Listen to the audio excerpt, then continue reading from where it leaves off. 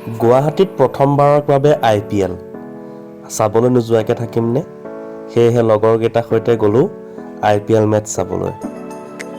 মই আৰু মোৰ বন্ধু এনেদৰে IPL মেটচ চালোঁ আৰু এপাক এনেদৰেই ৰাজস্থান ৰয়েলছৰ বেনাৰ উৰুৱাই খেলপথাৰত উপভোগ কৰিলোঁ ৰাজস্থান আৰু দেলহিৰ মেটচখন। আৰু বিহু শুনি এপাক নাচিলোঁ বন্ধু অনুৰাগৰ সৈতে। এয়া বিহুৰ আনন্দত মতলীয়া আমি দুটা ষ্টেডিয়ামত। আৰু তাৰ পাছতেই ষ্টেডিয়ামত এক অনন্য পৰিৱেশ দেখিবলৈ পোৱা গ'ল। মেচ শেষ হোৱাৰ পাছত এয়া ফায়াৰৱৰ্কছ দেখিবলৈ পোৱা গ'ল আৰু এনেদৰেই আতচবাজীৰে উজ্বলি উঠিল বৰ্ষাপাৰা ষ্টেডিয়াম। আৰু খেলুৱৈসকলৰ এই অভিবাদনৰ দৃশ্যও কেমেৰাত বন্দী কৰিবলৈ নেৰিলোঁ। আৰু এই ফায়াৰৱৰ্কছৰ এই দৃশ্যই সঁচাকৈ মোহিত কৰিলে সকলোকে। আৰু এনেদৰেই আমি কেমেৰাত বন্দী কৰিলোঁ সেই দৃশ্যও।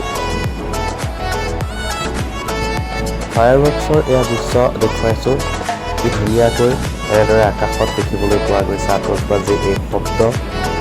আৰু তাৰ পাছতে ষ্টেডিয়ামৰ যেতিয়া বাহিৰলৈ ওলাই আহিলোঁ দেখিলোঁ একদম অগণন লোকৰ ভিৰ।